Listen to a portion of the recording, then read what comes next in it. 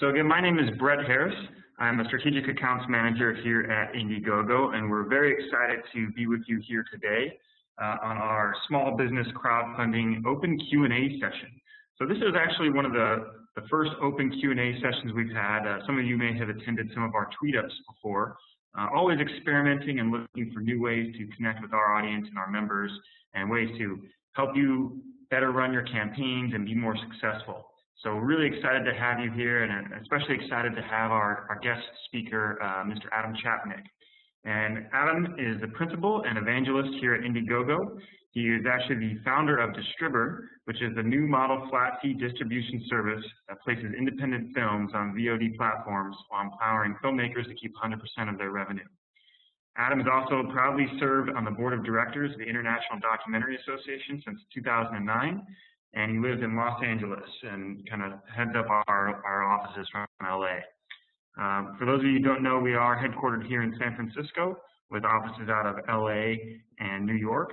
And today's question and answer section is really going to focus on tactics around small business and crowdfunding. Now, it'll probably run the gamut across several other categories as well. So we open up to all of your feedback. Throughout the Q&A session, please feel free to type any questions you may have into the chat box on the right-hand side, and make sure to address it to all panelists. That way both Adam and I can see your questions as they come through and answer them. So the way that we're going to start is we're going to lead off with a few of the questions that some of you submitted during the registration, and we'll answer those, and then I'll share my screen here in a moment so we can go into some actual examples, and then we'll open things up to Q&A. So with that, let me turn things over to Mr. Adam Chapnick. Adam, welcome. Hello, Brett. Hi, everybody. That was a very formal and wonderful introduction. I'm honored and humbled and confused by it. I don't understand flattery. That's great. Can you hear me, everybody? You sure can. All right, nice. So I love small business crowdfunding because it's so varied and it's got so many opportunities for making an impact in the world. So I always love talking to entrepreneurs about what they're doing and figuring out how to help them break through to the next level.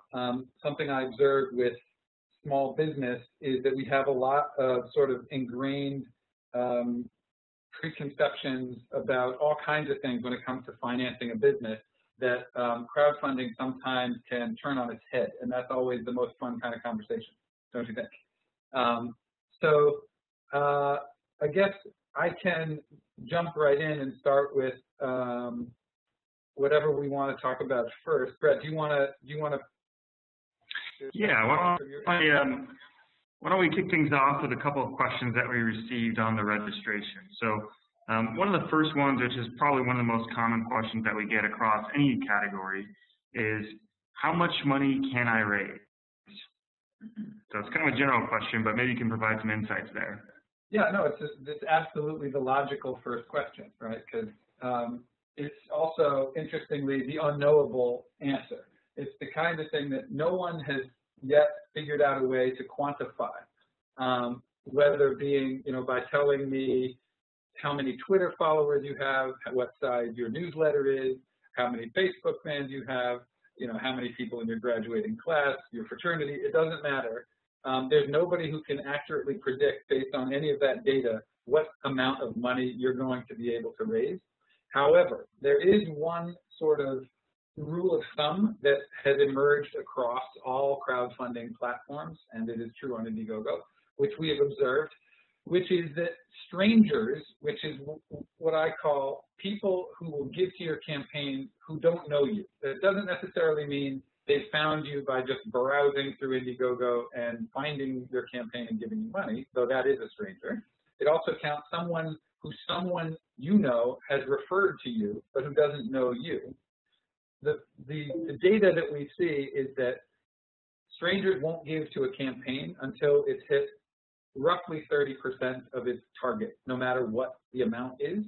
So if you're looking to raise $10,000, you would need to account for roughly $3,000 among people who we would call your first circle. And your first circle doesn't need to necessarily be your family and people that you hang out with every day, but people who know that you're a human being and know that you have some characteristics that are trustworthy. That could be people in your Twitter stream, your Facebook following, anybody in your social graph, but people who know that you're a human being and not a bot or some faceless intern, running a campaign that they don't know who it is. So the reason I'm going through this is that if you know that you need to hit 30% of your campaign's goal, you can sort of reverse engineer how much you'll be able to raise if you know that your first circle needs to account for 30% of that. So you can kind of look at your first circle, say, oh, I have 10,000 Twitter followers, I have 1,000 Twitter followers, oh, I've got, a few hundred people in my Rolodex, in my newsletter, et cetera, et cetera, et cetera. I think I could scare up, $5,000 from just those people that know who I am. Then it's entirely reasonable to think that you'll be able to raise $15,000. Similarly, if you have a very sizable list and you can reach, say, tens of thousands of people who know who you are, obviously your goal can be a lot higher. One thing that I'd add to that is that if you have access to influencers in your market, so if you don't have a particularly large social graph, but you have people who know you and trust you and have a large following, large newsletter, large blog in your category, that can count as people that will fund you because you would come with a trusted referral, and often those people will give to you early. So consider that as well. Great, fantastic. And another question that we have that comes up quite a bit is, why would anyone give money to a for-profit business? And I guess it kind of addresses to why do people crowdfund in general? And I know that there's certainly a few specific examples as to why people fund projects. Oh yeah, no, and again, that's a great question, and a very logical one, especially from business owners, because we're so used to thinking as small business owners, what am I selling and who's going to buy it? And so why would someone, quote unquote, contribute to me if I'm not, digging wells in Malawi to solve some kind of, water crisis? And the answer is that crowdfunding really is a new layer of commerce. It's really a new way to do business, and it's actually an easier way for a lot of businesses to find the people who care about what they do and engage them in an interesting way. Because so many small businesses are busy with the job of doing the business, even when they're interacting with their customers, that they don't have a chance to engage those customers in a meaningful way. For example, if they walk into the shop or if they're on the website buying, the widget or whatever it is that you do. So what crowdfunding enables you to do is offer experiences or enhanced versions of your product or memberships or special kinds of access and layers of participation in what you do that can monetize people according to their enthusiasm for your product, your service, or the sector that you're in. So great example, I don't know if everyone can see this cat cafe in London that Brett has opened. This is a perfect example of people who ponied up a lot of money for interesting perks that really engage them in the mission of the business, but in also just sort of doing what they wanted to do in that space. So the idea of that campaign was to support a new cafe in London where people could come and pet kitties and have tea and cake and enjoy what it's like to have a cat even if they don't own a cat. Now, I always love to say that if someone had asked me, is this campaign going to work, I would have said, there's no way this campaign is ever going to work. But the point is, with that, you got to know your audience, know your market. And they certainly did. So how they engaged their fans, their customers, was by knowing what it was that made them passionate, namely cats. So, and also by giving them the benefits of ongoing participation in the business for an upfront contribution. So some of the perks you'll see are just, sort of free sales. Like if you give us X amount of money, you'll have high tea. But if you give us more, you'll get a premium high tea. But then it got interesting where they gave these memberships. So this might be something that you've never considered, in your business, but I promise you it's worth considering, no matter what business you're in. Some kind of a membership concept, whether it's literally, you are a brick and mortar where people pay a large upfront amount to get what amounts to a discounted access over a long period of time. People love that. And then especially if you can then immortalize them in brick and mortar or virtually on your site or in your store as members or gold members or platinum, advocates or whatever you want to call them, people love that because it's additional validation and involvement and engagement. This particular campaign, actually, if you can scroll all the way up to the $500 pound one, you'll see that what was interesting to me was that here, it wasn't even part of their goods or services. They just tapped into the passion of the market for cats. So several people, 10, I can't, it was 20 people gave 500 pounds, which is like $700 a piece, just to sponsor the cat. And as you can see, if you read, you get a little pack where you get information about the kitty and photos and updates on how they're doing. And obviously, if people love cats, they're into this. Now, would I pay $700 to sponsor the cat? I probably would have sponsored a human somewhere. But if you know your market, you can get 20 people to give you 500 pounds. That's 10,000 pounds just on that perk. That isn't even really the service that they do. So by knowing your marketplace and crafting, perks accordingly, you have people giving you money for things that are for profit, but are giving them a feeling of additional engagement in something that they love about what you do. Hopefully that answered that a little bit. Happy to speak more on that if people want more. Yeah, and I think to your point as well, crowdfunding presents a unique opportunity to expand on in ways that you never before thought possible. Just like you were saying, you might not have considered memberships before, or there's even examples in other small business kind of technology verticals where they had invented a product. It was actually a fitness tracker, and they found that there was all of a sudden a market for accessories for the fitness tracker, which they hadn't even really considered at the beginning of their campaign, and they randomly decided to offer it as a perk, and it sold out right away, and so now they had a whole new revenue stream for their business. So I think that's a great point. That's a good point. That's another entire benefit for businesses, which is the interactive nature of the crowdfunding campaign. And yeah, that's a great example. The Misfit Shine, which people might have heard about, which was the #2 most promising gadget at CES this year. They were shocked to find that people wanted bracelets and necklaces, and it ended up being 30% of their company's revenue came from people on the campaign page actually posting comments saying, can we get a bracelet of this? Can you put this on a necklace? And they thought, I guess so, even though that wasn't their business model. Even one other crazy thing that happened in that same campaign that you'll never regret was that people started saying, can we get it in black? And this thing the whole thing cost $99 for one. And when they did the calculation, the answer that they gave back to the campaigners was, we could make it in black, but it's this special kind of metal and it would be a real pain in the butt to make it black. It's going to cost like $150 just to make it black. And everybody said, great, we'll take it. And they said, oh, well, okay. So now it's available in black for 50% more, and it sells.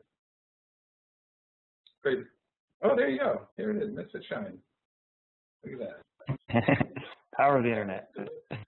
Yeah. Awesome questions. So another question that we have that came through is, can I give equity as a perk? Yes. So this is coming up more and more. Some people may have heard about the Jobs Act that was signed last year by President Obama. One of the provisions of the Jobs Act was to relax the blue sky laws governing the ability of a business to make an offering to the public of equity. And the law provided that in the coming days, in the near future, or maybe it'll be the coming months, rules will be written that will allow people to crowdfund for equity. Right now, it's still not legal because the rules haven't been written by the SEC to determine exactly how to comply with that law. Soon it will be, but a lot of business owners I talk to are very excited, like, oh, it's going to be a game changer. You're finally going to be able to crowdfund for equity. It's going to be awesome.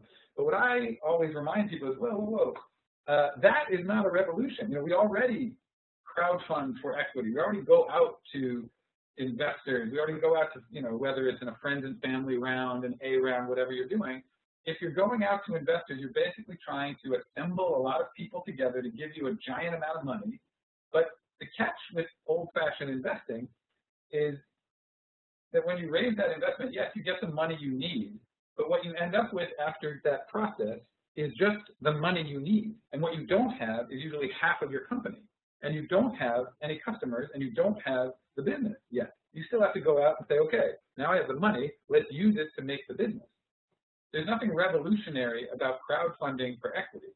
What's revolutionary is what's already here, which is crowdfunding without equity, getting the same amount of money, trading experiences, some kind of involvement, key kind of premium product lines, packages, lifetime memberships, enhanced experiences for the same end result of having the money you need to do your business. But what you also have is 100% ownership of your company, and you have an engaged marketplace of excited customers who are your rabid evangelists that have paid you for the right to market your product or service or establishment.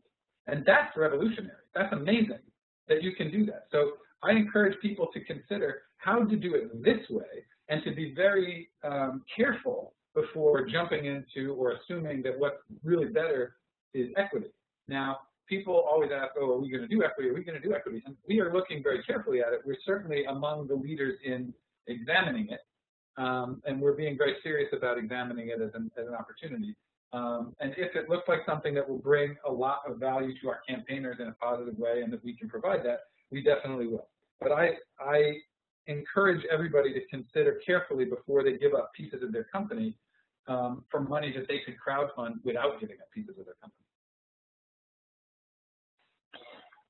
Yeah, that's a great point, and it's one of those things too that I think the more you know about it, the more intelligently you can speak to it, the better off you'll be, because it is a very hot buzzword right now about equity crowdfunding. And the fact of the matter is that we still need to wait to see what rules are written before we can determine, just how groundbreaking it is. But we are in a very exciting time being able to take advantage of rewards-based crowdfunding today.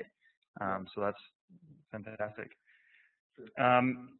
So another question that we had come up, Adam, is this idea of fixed versus flexible funding. And this is something that is relatively unique to Indiegogo in the sense that you can choose whether or not to keep all of your funds, regardless if you hit your goal, which is what we call flexible funding, or if you have to meet your goal in order to receive the funds, which is what we call fixed funding. Can you talk to, in terms of small businesses and their approach, which would be better fit for them or why they would choose one option over another? Yeah, no, it's a really excellent thing to bring up, especially around Indiegogo, because it's a very signature offering that we have, our flexible funding. Basically, fixed funding, the idea is also known as all or nothing funding, where you hit your goal or else. There are times where it's the appropriate way to go. There are very few, but there are times. And the times are when you are prototyping, meaning the money that you are raising in your campaign is for the creation, the manufacture, the building of the thing that you're offering as the perk. So in other words, if I don't get $10,000, I can't make the stealth motorcycle that I'm offering as a perk. So therefore, I don't want the $10,000. I don't want $8,000 because I can't give anybody anything. If you're doing something that is a prototype where you need an actual set amount of money in order to fulfill what you're doing, that's an appropriate time to do fixed funding. The other time is when we do something called critical mass anything, critical mass ticketing, critical mass events, critical mass anything. Meaning, if I can get 500 people to come to this, concert, then we're going to do it. Anything less than that, we won't have enough money, and the concert's not going to happen. In that case, it makes sense to do a fixed funding, because you know there's a threshold below which you can't make that event happen, or whatever it is. Insert whatever the endeavor is that you're trying to fund. If you know that there's an absolute unbreakable minimum that you need that participation to make happen, do the fixed funding. And I say it in terms of people, because more often than not, fixed funding is a great way to test a market, right? If you know that you're only willing to do something if a certain number of people are interested, with fixed funding, the worst that happens is it doesn't happen and everybody gets their money back. Now, on the other hand, if you're passionate about your whatever it is, your endeavor, your project, and you know you're going to do it, whether you're fully funding it yourself or half funding it yourself or finding investors or whatever it is, but crowdfunding would be a helpful way to engage an audience and hopefully, augment the amount of money you have in your war chest, then do flexible funding. And the vast, vast number of people on Indiegogo, I forget the number, Brett, but I think it's over 90%, choose flexible funding regardless of what they're raising money for. And that's because most people who have the get up and go to do a crowdfunding campaign know that they're going to make their project happen one way or the other, and that this is just one component of their fundraising. That's not to say that every day we don't see people more than funding their projects with flexible funding. It happens every day. But the character of the campaigner is that their project is going to happen whether it's fully funded by crowdfunding, double funded by crowdfunding, or half funded by crowdfunding.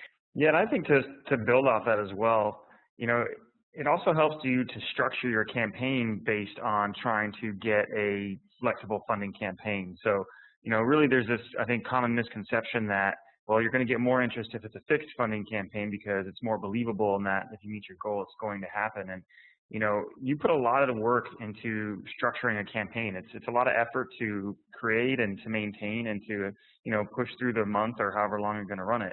And it's a shame to let those efforts go to waste if for some reason you set your goal too high and you don't make it, or whatever extenuating circumstances may happen. So I'd say, 9 times out of 10, you should always try and do flexible if possible. And the key is to make your campaign very transparent in terms of why you're raising money, where it's going to go, how you plan on fulfilling those perks, as Adam mentioned. And as long as you can do those things, regardless if you hit your goal or not, that's going to convince people that, hey, this is a great campaign to contribute to. And I think it's about 80%, Adam, that are flexible versus fixed. 80. Okay, there you go. That's a great point. Great. So last question before we start taking some from the audience here. This came through from the registrations. But what different perk levels should I offer? And before you jump in here, Adam, one thing I would recommend as well, if you haven't been to our website, if you scroll all the way down to the bottom and go to our blog, at the very bottom, we actually ran a really good article on our blog about perk pricing. You can come here and you can actually just type in perk pricing. And we give a very good overview about, what types of perks to offer, different price points, and so forth. I think you have to scroll down to some of the older posts here. But at any rate, here we go, insights, perk pricing and practices. And I'll shoot this link out to everybody here in the comment section. But Adam, I don't know if you have any insights on perk levels and perk pricing that you want to share. What's funny, this graph right here is actually a great one since we're on it.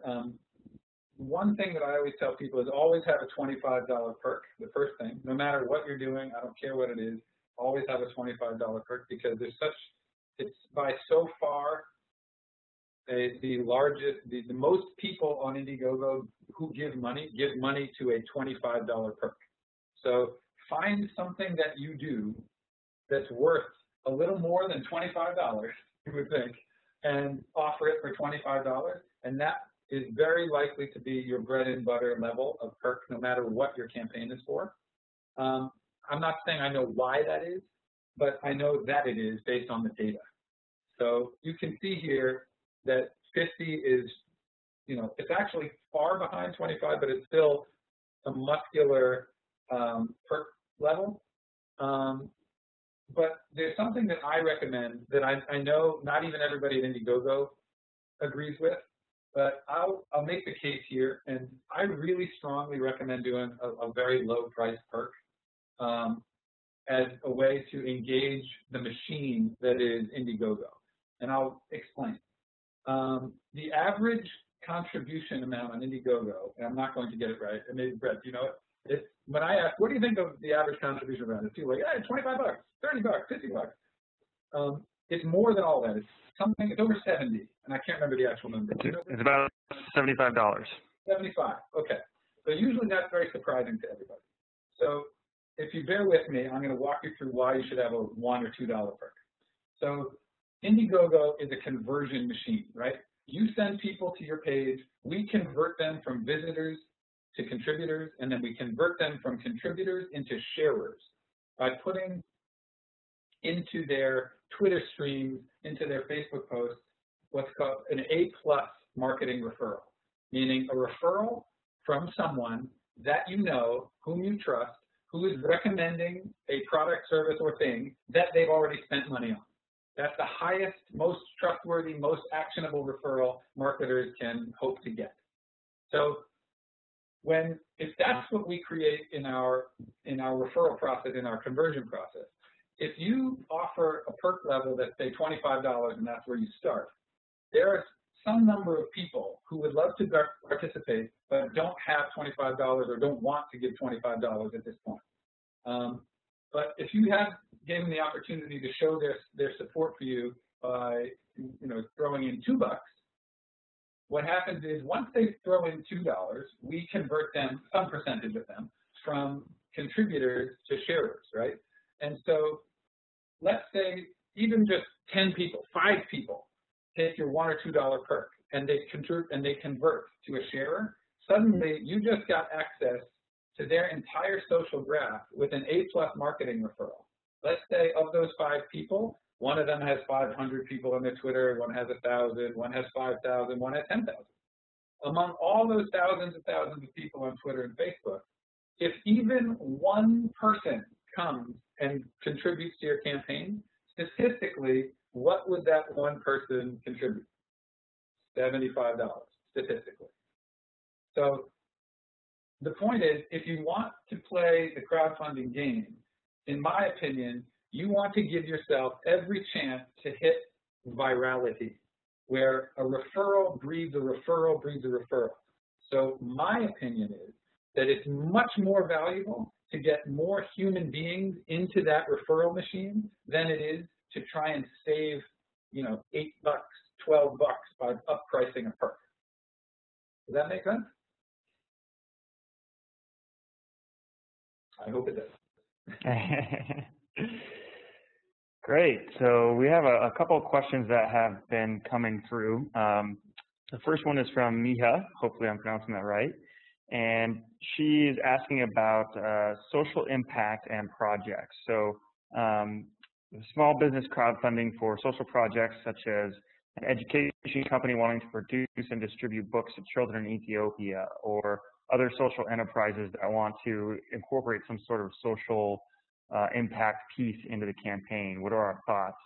So in general, yeah, and I was just going to say, I've seen quite a few through myself, and I think anytime that you can create a more impassioned pitch, you're always going to increase your audience and those who care.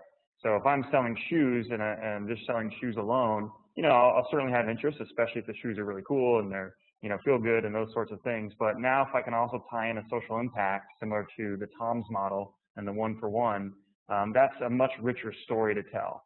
And you're going to attract a much broader audience. And we've seen quite a bit of success on Indiegogo. So, in fact, there's one campaign going right now. Go ahead, Adam.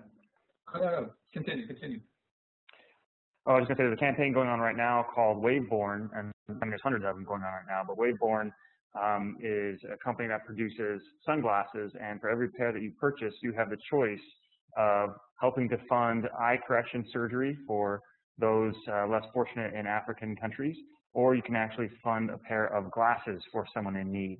So, you know, by itself, the sunglasses, probably not that much different than other companies, but that new social impact piece of it is very compelling to a lot of people. Yeah, and just a few campaigns that leap to mind. Another one that's live right now is Activist, ACTIVYST, and that's a campaign where they're selling beautiful handmade designer bags, but that are made in South America, where the proceeds are going to build sports facilities for girls, because this research shows that girls are, I guess they just finished, so they must have finished just today or a couple days ago. So those are the beautiful bags, and the proceeds from the bags are building like soccer fields and things like that. People can get involved in sports to reduce the rates of getting into abusive relationships or having eating disorders and getting into drugs. All of those things track with not being involved in sports, whereas girls that are involved in sports have all of these wonderful benefits. So that's one. Then there was Luminade. Luminade was an inflatable light, a solar light that was a small business that was for especially helpful in the Haiti disaster for the refugee camps that didn't have light. And there were a lot of safety issues for families because there was no light there, if you remember those stories.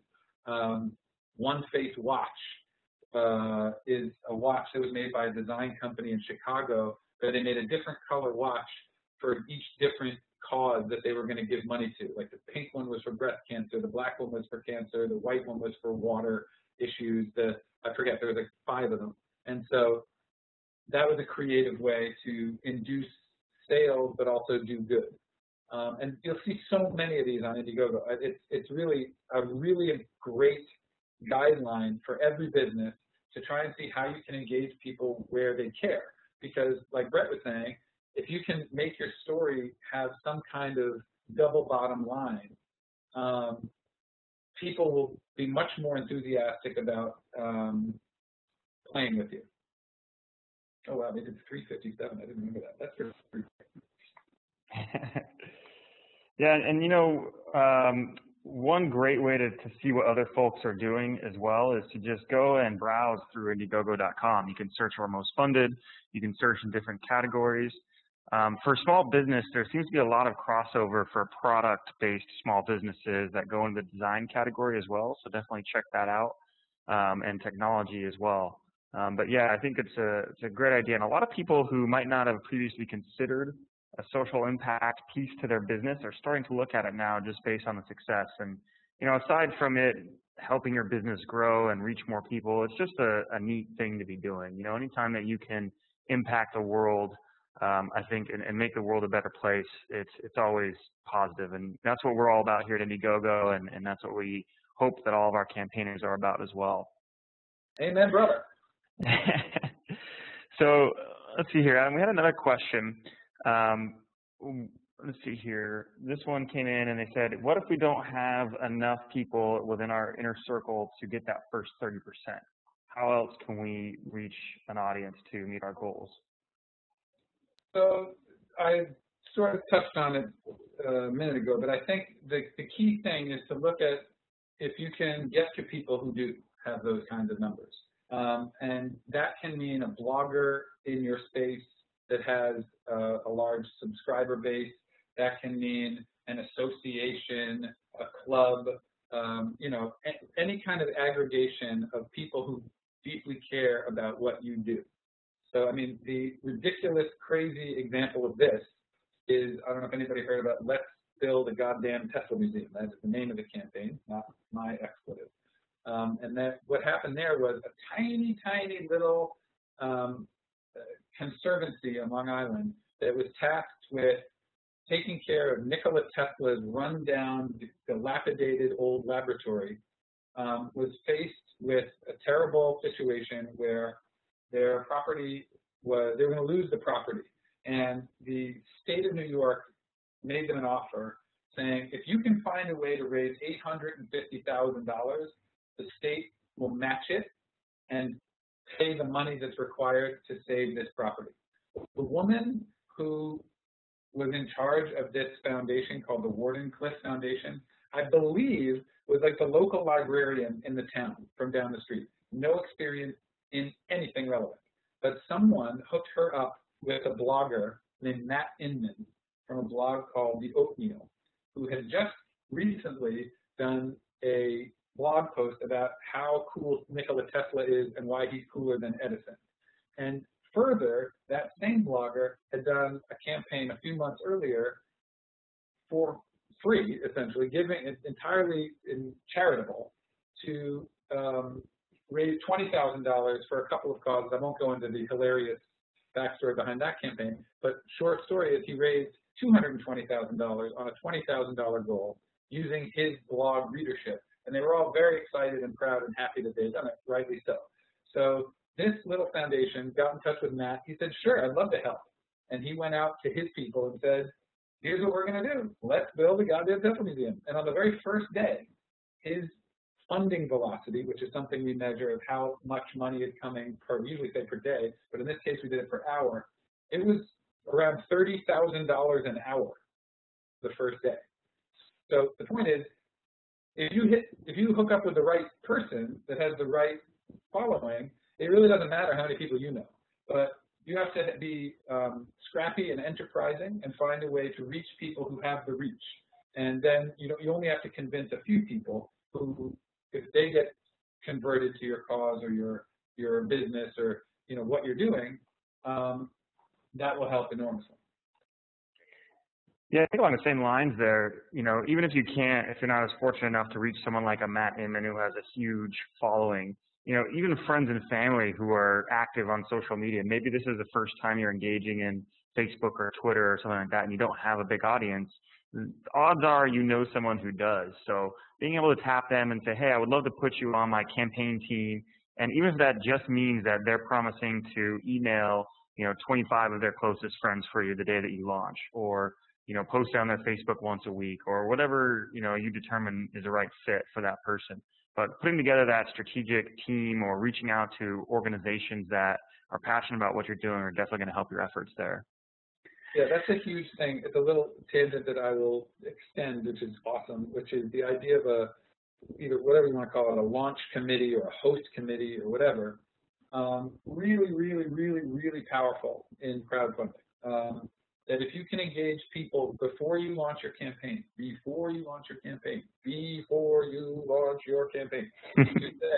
that when we launch on that day, you 10 people, if it can be 50 people, that's better, but you, whatever, dozen people, promise to not only contribute on that first day, but send out this email, this tweet, this Facebook post, and you can write it for them and obviously invite them to customize it to their taste, but make it as rigorous and as easy as possible for them to act in cooperation on the first day so that you can hit that critical 30% threshold as soon as possible, so that as people start contributing and getting converted into referrers out in the world, when they send those strangers to your page, they see that you are more than 30% funded, so you get that viral effect starting to happen with stranger contributions. Excellent. So we've got time for one more question here, and it looks like we've got one from Michael, and he asks, does it make sense for him as a founder or a campaign owner to put money into their own campaign to help reach the 35% goal or to help get funding to go faster? Well, does it make sense? I guess given what I said, there's logic in what I said, but people are typically smart. So the reason, if you think what we're talking about, is that when somebody comes to your campaign, they're unwilling to contribute for some reason until a certain point. And that point that I'm describing is 30% threshold of your campaign goal. But what they also do is they'll look at your funder tab and they'll say, how many people have funded this? So what I have seen and what does not work is where someone wants $10,000 and on the first day they have $3,000 and it says from one funder, anonymous. Well, you can be fairly sure that that one funder who gave $3,000 on day one anonymously is either the campaign owner or somebody that they've had do it. And there's nothing wrong with that. But my point in describing the 30% threshold is the idea that strangers are looking for ways to vet your campaign so that they feel comfortable contributing to you for reasons that have to do with legitimacy. So some of the legitimacy things are, is this really going to happen, right? Because if it doesn't have any money and I give money, obviously I'm giving it for nothing and I'm a part of nothing. But also, is this person, worth trusting? And even if someone's really passionate and wants to give, regardless of the amount of money, they're also trying to figure out, am I being taken for a ride? And one of the ways that they figure that out is who else has been convinced to be a part of this. And if it's a lot of people, then we feel a lot more comfortable. So I would say it probably doesn't work as well as it sounds to contribute to your own campaign. Great. Well, thanks so much, everyone, for attending here. We really appreciate your time and input, and I think it was a great conversation, and it's probably something we'll look to do again in the future. You'll receive a confirmation email later today that'll have a link where you can see more of our webinars and our videos where we go into a lot more detail on some of the things we talked about today. In particular, I know I was chatting with Jim about our marketing webinar where we go into more specific how to market and promote your campaign both pre-launch and during the launch and after. And so there's a lot of neat tips and tricks that we provide in those. This is just a backdrop about who we are at Indiegogo and some of the differentiators between us and some of the other providers out there. But this is one of the things we gain all of our insights and knowledge from you guys. And so it helps that we have over 120,000 campaigns that have launched and we've been around since 2008. We've gained a lot of experience from that, and we're always happy to share that with you. So thanks so much again for all your input. We'll look to get this video out to you later today so you can share with your friends and family. And we will see you guys online next time. And thanks so much to Adam for leading today's call. I think that was super helpful and informative. Thank you, everybody. And I'll make an offer. If people want to reach out to me following this, I'm Adam at Indiegogo. And if you already have a campaign that you're working on, include your draft campaign, and I'll take a look for you and see if I can't give you some personal feedback. Awesome. All right, everyone. Take care. Have a fantastic rest of the week. Okay. Thanks, guys.